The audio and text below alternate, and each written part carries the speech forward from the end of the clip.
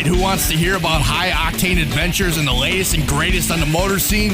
It's time to rev it up with John and Jess on Joy 1340.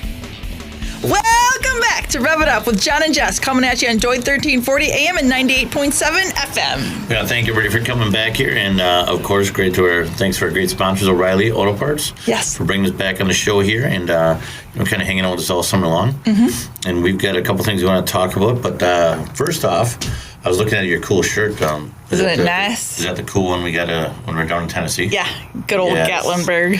Yeah. Old smoky moonshine. We don't even drink, but hey, the shirts are cool. The shirts are cool, yeah. So it's all right, though.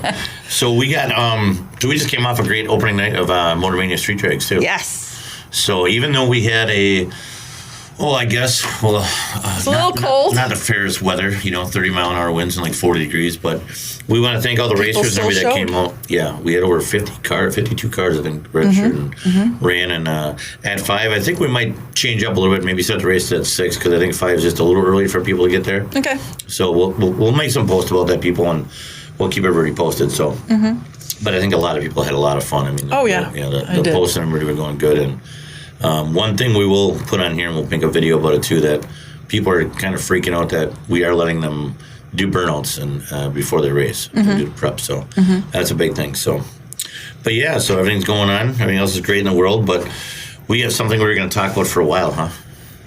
Are you talking about today's topic? Today's topic, yeah.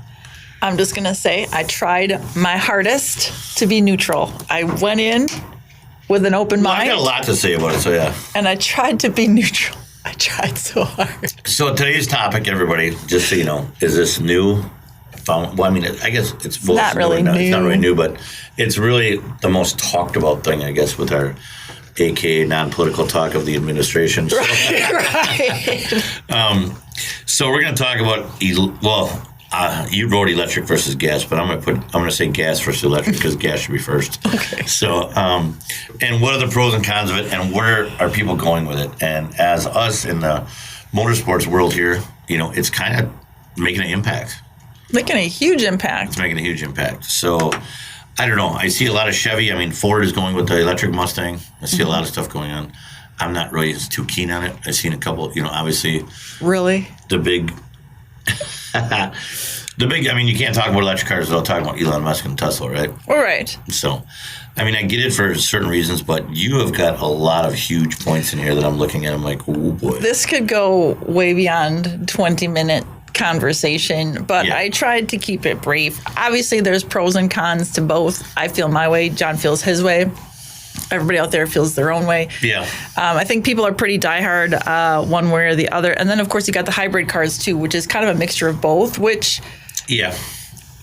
I guess I could maybe see, but at the same time, well, I'm gas all the way. I'm just going to throw that out there. I'm gas all the way. Everybody knows which way we are. We're high horsepower. We like that. I mean, the electric, yes, of course, you have the response time and everything else for racing and drag racing and all this other stuff. It goes really fast and other stuff. But you think electric's better for that? No, I'm not going to say that.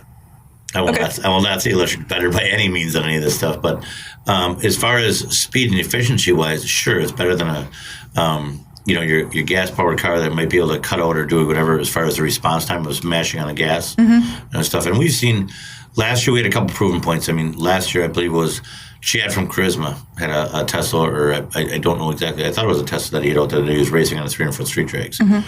And you get guys that buy these brand new cars that don't build their own cars, and that's hence their thing of built, not bought. So they kind of get that equivalent that, hey, we just bought this car, is going to beat anything out there. Sure. So, but he was proven wrong by one of our other special guests and good friends of the show is Troy with Abby Normal. So Troy with his Abby Normal, 1984 Mustang. Yeah. With a big block power. And she ain't electric. He got him. He beat the brand new, Tesla. So I don't know what that thing cost. I heard there's, over 150 in that, 200, but so he bought it. So he got him. So the cockiness and attitude that comes with these cars too is pretty amazing too. These guys that are buying them like that too. I feel that could go either way. Oh yeah, but I mean, again, that's one thing I always stress is you have to earn the respect. You can't buy the respect. Right. So I do not feel that's fair that a guy who built and ran, running a street racing, builds his own car, that's a different level of respect for me from the guy who just goes and signs the paper and cuts the check and makes monthly payments. Oh, 100%.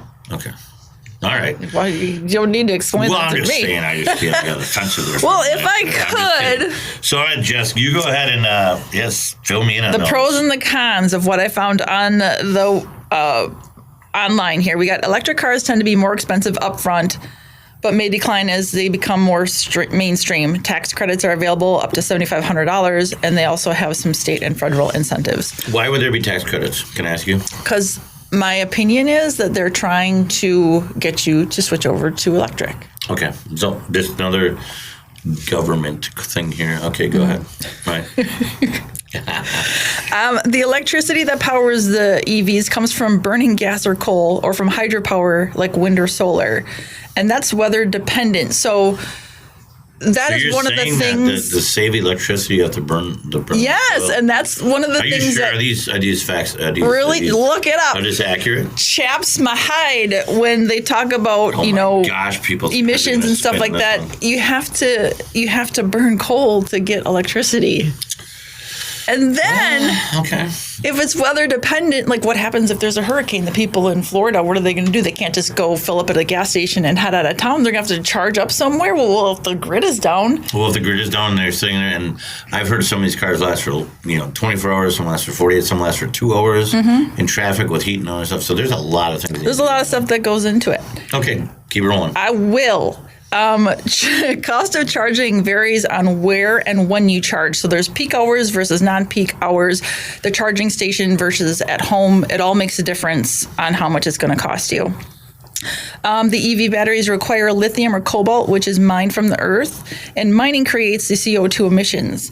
In South America, water is used to extract lithium from ores, which lowers groundwater and spreads deserts.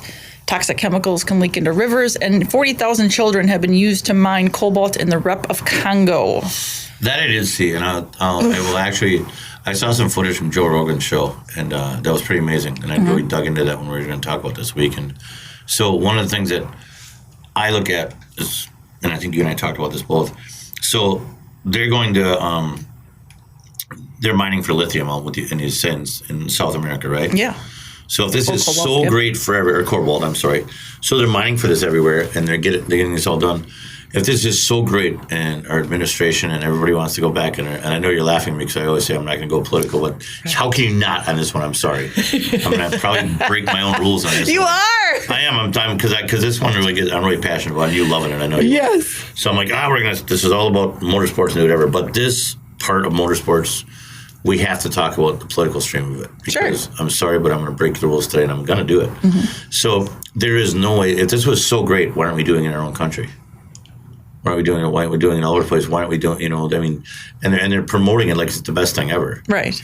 So, and not only that, but what's happening here is after these cars get in accidents, and I won't even say the name, but one of our great safety team guys, and I know all these tracks are on. They are trying to figure out, because they're running electric cars for NASCAR now. Yep. We just talked about it. They have not even figured out for the safety teams what to do with these cars when they start on fire. Didn't you say they have to bury it in the ground? Yeah, we won't say who that is, but yes. So they don't even know at every turn what do they do with the car if it starts on fire, because they don't even know how to put the fire out 100% yet. Mm-hmm. And this is proven fact. Anybody can look it up on the internet. What you and I found there is certain yards that people are, these cars, when they get totaled or junkyard or crashes and stuff like that, these cars are actually starting on fire again next to other cars and starting on fire. Mm-hmm. Yep. So now, instead of just having a regular junkyard with our gas-powered, so terrible cars, where they're stacked to the hilt in junkyards for the last 100 years, right, where you and I go junking all the time, there's no problem with that starting on fire. But if you have these battery-operated cars, they can't even be put next to each other because then they start on fire and keep going next one. Mm-hmm. So the safety and whatever the governmental issues of just having a separate junkyard. These guys have had to open up separate junkyards to scrap these cars. Makes sense. So go ahead. EV insurance is more expensive due to higher price tag and more complex equipment. I heard on average the cost is $206 a month, whereas I pay just $100, just under $100 every month for mine. Now, I'm sure that has to do with my stellar driving record too, but we don't go beyond that. The EV pros, there are no fuel emissions aside from what we just talked about. Lower maintenance and more energy efficient. EV cons, charging takes longer than gas. Again, depending on location and battery size. Lower travel range, more expensive than gas cars and repairs. Lower towing capacity range, battery decline in hot and cold weather, and using the air conditioner, heater, and all that kind of stuff will reduce the range. Let's talk about the pros of the gas. Okay, so wait. So that was all your electric pros and cons, right? Yeah. Okay. That I can fit in this show. Okay, you can fit in, right? So, so if you have that, I understand that. All I got of this so far, being a diehard gas person so far, this is going to cost more money to run. Correct. More money to buy. Yes. More money to insure. Yes. And you're not going to just be able to go to any gas station. You can't just say, hey, I ran out of gas, come get me. Correct. How are you going to charge your car up if you're just, They use a gas generator for that. Yeah, they use a gas generator for that. And you cannot even deny us on this because I've seen it all over the place. And the charging stations are ran by backup generators ran on diesel fuel. Yes. Like I said, it takes coal to make electricity. So they're using more gas and diesel fuel to get this product running out the door than ever before. So, all right. So and let me just be fair and say, grudgingly, that may change down the line when when and if they update the electrical grid and all that capacity, all that stuff. That may change, but Are you holding your breath on that? No. Okay. And I don't want it. No. But I'm just trying to be fair, like I said. Okay. Gas. I filled up my gas car this morning. It took me less than 5 minutes from the time I pulled in and the time I pulled out. If they would cut out all the crap, I could go on for an hour about that. If they would cut out all the garbage at a gas station, where you can just go in. Remember, you used to be able to go in there, hit the thing. Even if you swipe your card before when cards first came out, you just put it in there, type in your zip code, and you're pumping fuel. Yeah. Now do you have rewards? Do you want a car wash? Yeah, there's. So that adds like an extra. Other stuff. It actually has like 10 minutes, and you want to know what it's passage. Okay, I vote that they get rid of all this, shit in Wisconsin. Because do you know how much of a pain in the ass it is when you're filling up and it's below zero outside? And yes, I do. And not only that, but the sun fades the screen. All the technology you guys come up with and all across. Does it? You've never been to a gas station where the whole screen is all faded, it's all peeled back, and you can't even see what it says? Oh, in Hartford there is one, yes. Yeah, I was going to say, well, I know you don't go very far, but I'm saying we do. But I'm saying, I don't. But it's, you go to these gas stations and that whole little panel is all faded out. So you're looking at it like all like this. But is that from the sun, though? I don't know. That just might be just dumb. Old equipment. Yeah, like I want to sit there and read a commercial, watch a commercial at the gas pump. Just say yes or no, start pumping the damn gas. I just want my gas. Get out of here. I don't want to sit there and hang out at a gas station. I do not want to be anywhere near you at an electric battery charging station because you will be ranting up and down about how long it's taking. Oh, you watch and see. I'm gonna take one in on trade at the shop just to prove a point. No. Oh, yeah, I will. On how bullshit it is. Yep. Okay, so obviously easy to fill a tank. You fill it and go. Obviously, stations are pretty plentiful, and we're talking gas now. Yes. Okay. Gas and better driving range. Towing capacity obviously is huge for all of our road trips. Like I couldn't imagine pulling over for at least a half hour trying to charge up before we just go because we're like, no, absolutely not. Get our snacks and go. Yes. Gas cons, you do have the emissions, higher cost to maintain, and fluctuating oil prices, which again, if we're going to talk about administration today. Well, when you go back to, you said higher cost to maintain. Mm-hmm. So how is it higher cost to maintain a gas car from an electric car? They all have suspension. They all have all the other parts that they do, just not the engine part. So if you take out, has anybody, I'm sure somebody has, but has anybody given a breakdown of a car that you have for 5 years? What's the cost to maintain that car for 5 years? And say you have a 4-door sedan, family sedan, right? Mm-hmm. What's the average 4-door family sedan cost? $40,000? I have no idea these days. Probably more than that. Okay? So you have say that car costs $40,000 to buy. Yeah. Whatever. Let's just round it to 50, right? So nice, whatever. Whatever Chevy Impala, Toyota Celica or something like that. Right, a 4-door family sedan. Now you take that to equivalent to a 4-door electric car. Yeah. Right. What is the cost of that? 90 or 100,000? That I don't know. Okay. I was told, and I looked up several things. It's almost double the cost. Okay. So you take your 50, You take your 50. A little bit of math, right? It's all about math.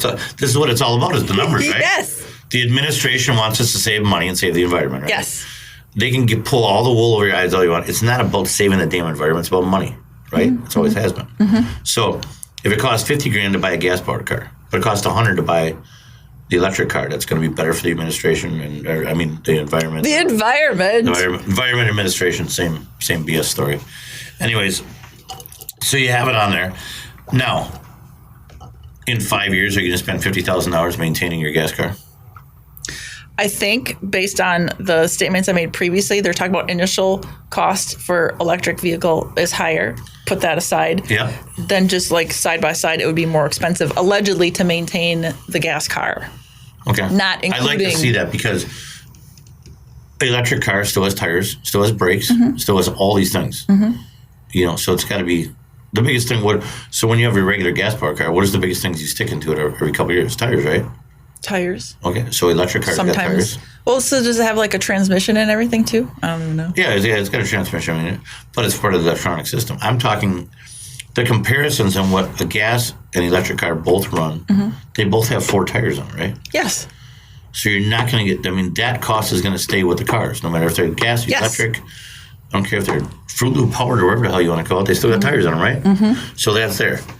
Headlights, taillights, all that stuff, it's all on the car, right? Okay. That's what I'm saying. So I don't think there's going to be $50,000 worth of cost. But then there again, you're including the initial startup cost of the purchase vehicle with the maintenance vehicle. Right. And then you have to take a 5-year run. And I'm sure there's out there, I'm sure we can find it. There's a 5-year run of owning a electric car. And what it costs to charge it versus how much it costs to put gas in your car. Yes, there is those studies for sure. Yes, I've seen them, and I don't even want to get into them because most of them are crocs. So go ahead. Let's go talk about the next big thing. I see the great word coming up, so put it out there. The Biden administration just announced some aggressive regulations for tailpipe emissions as part of its sweeping climate agenda and push to buy EVs that will hit us Americans in the good old pocketbook, trying to make it hard for you to own gas. Okay. I think that, again, the Biden administration just goes all the way back when the great VP, Mr. Gore, came up with this whole, never-ending climate control and then changing environment, right? Right. Remember the ozone layer was ozone layer was going, and his belief was hairspray and all this other stuff. Yeah, the hairspray. Don't use the hairspray. Don't use the hairspray. Don't use other stuff. Well, sorry, buddy. It's been about 30 years and we're in the same spot. Right. So, and guess what? The ocean's at the same level. Florida's still here. England's still here. Yeah. California's still here. Nothing is washed away. So, because there wasn't at a point in time that California was supposed to break off too, according to this guy? I don't know about that officially, but I remember the ozone layer. There was something that we're all gonna the ice age, like in the 70s. Wasn't there something about the ice? Oh yeah. People all drank. They all drank the Kool-Aid. They all loved it, and it was. Yeah. It's like generational. Every generation, there's a new crisis. There's a new crisis, but guess what? The world is still here. Yeah, and it will always be here. Here's where I'm ending this whole thing. So, tailpipe emissions, part of the sweeping climate agenda to push EVs, and it will hit Americans' pocketbook. Okay, they've tried to do this in the 70s. They tried to do this in the 80s. Gore came around and tried to do this whole thing on there. What is the biggest thing this country runs on every single day that they will never get rid of and they'll never be able to do it because there's not enough independency to do it? Is the trucking industry. That's what makes our country go round. I mean, the world go round. Not even America, but in all the other countries around the world. Their trucking industry. Look at, we see they're hauling stuff everywhere. But they're Isuzus and Mazda. I mean, all those other places. It's gas. Do you really think somebody that can barely be able to feed their family on rice is going to go and buy an electric car? Who's paying for that? And all their labor for all this crap that they send us over here in America comes from the third world countries, right? Right. That's where their labor comes from, right? Yep. So this is another whole smoke and mirrors. Let's get this done and do it all. So, sorry, just my thoughts. John's 2 thoughts. No, that's why we're here. Yeah. So, so go ahead. Where was I? Oh, just the Biden administration. Right. So the more expensive vehicles, the lack of charging stations, and the electrical grid to support it, they're totally putting the cart before the horse on this entire process. Yeah. Per a recent AP and ORC poll, Nearly half of Americans surveyed were not likely to consider buying an EV, with only 19% likely and 22% somewhat likely. Obviously, that may change down the road. I feel that's still a little high. Do you think that percentage is high yet? Yeah. I think so too. That are looking, like, I guess I'm shocked that people are looking to go that route, considering the disadvantages of it. Well, I think there's a lot that people go on, and I guess they try to believe. It's kind of like I don't know. I guess if you feed them enough Kool-Aid, or we're always talking about how many sheep there are. Yes. And how many we don't think they are. No, but there's literally we learned this the last couple of years since 2020 how many sheep there are out there. And I mean, come on, people let's just think for themselves for once. I mean, just look at the numbers, the basic numbers of it. There's no way it's going to work. Right. How is the average household? I mean, we look at the debt of the American society right now. The average household, the cost of everything is higher. Yeah. Our kids are in sports, it costs them to go everywhere. Cost of goods, everything. Cost of goods, cost of gas. Now our kids are, going to school. I mean, they're going to work. They got jobs. They're driving on places and stuff. So that cost to just get your kid a regular SUV is, you can get your kid maybe an average SUV for a used one for what, 10 grand, maybe 15. But that's a kid. You're giving a 16-year-old kid this. So to make sure he's okay. Then on top of that, do you really think the average household that's going on as far as work and cost of living, homes, electric, gas, all this other stuff? Now you're gonna buy your kid an electric car? Absolutely not. Not this chick. No, I don't see this happening. And what is the percentage? You can look at the percentage in California and Florida, all over where they're pushing this thing. It's not going on. I think that number's way lower. I think this is just what they put on the old worldwide interwebs for the sheep to believe. To make you believe. Because I don't see it anywhere. You and I were just all over we're all over the place. You see any electric cars down there? No. I didn't see one. No. I just don't get it. I just don't get it. But that's okay. It's cool. It's not for us to get. And those of you that do like it and are a fan, more power to you. Absolutely. You like what you like and you don't what you don't. I just don't see the benefit of all this. And I've seen the videos. We've seen everything going on. The labor, I mean, you could go on and have a whole show on just the labor alone of what they're doing in the other countries in South America, just getting this stuff to us. Yeah. Right. The labor to get it out. And not to mention they want to save the environment, but you're mining lithium and cobalt from the environment. But you're bringing up emissions are created to process it and mine it, and it's just like you're not saving. So you're saying this is better if you go look at, and it's out there. You can look on the internet, look on Mr. Google Earth and everything like that. You can find all the mines, the big holes that dug in the earth everywhere. You're going to say that's better for the environment than us drilling a hole and running a pipeline? Right. Don't get me started on how a pipeline is safer than tankering oil across the ocean and via trucks on the road and stuff like that. And that's a whole separate show too. It comes down to the almighty dollar. I know what it is. I know. It's just. I know what's happening. I just don't know. I just don't see. So what does that mean for big shows that are going on, like the like our show? We got obviously Rev It Up. You can rev up electric car, but Motor Mania. Or any of these other great things, EV Mania. Look at Richard Rowland, Gas Monkey Garage. What are you gonna do if you eliminate all this other stuff? Whatever's gonna be Ion Garage, Electric Mania, Lithium Nation. Lithium Nation. Come on, the catchphrase. What are you gonna do with all the shirts? I mean, come on. It's just there's not gonna be a museum powered for this, by cobalt. Yeah, powered by cobalt. Sponsored by lithium. What are you gonna do? What are you gonna do instead of have the American worker with a flag? You're gonna have a bunch of children sitting there with with black coal in their faces. Let's celebrate the great worker today. We're not supposed to talk about that. No, that's a very real thing, unfortunately. It's a very real thing, and people don't understand it. They just think it's all great, and they have these cute little cars, and they go everywhere. So no, the same could be said. There's lithium in our cell phone batteries too. So yes, there is. Yes, there is. And where does it come from? Same place. The same place. So we are. Like this whole world has just kind of got it wrong as far as what the environment. We could go on and on about that too, because look at every year we get a new battery, we get a new phone, right? Sure, we don't think about it. Yeah, because we could go on another whole other show about that. But when cell phone first came up, we had a little pull up thing and do I used to drop those on job sites. I used to put them everywhere. They get water. They all work for it no matter what. Yeah.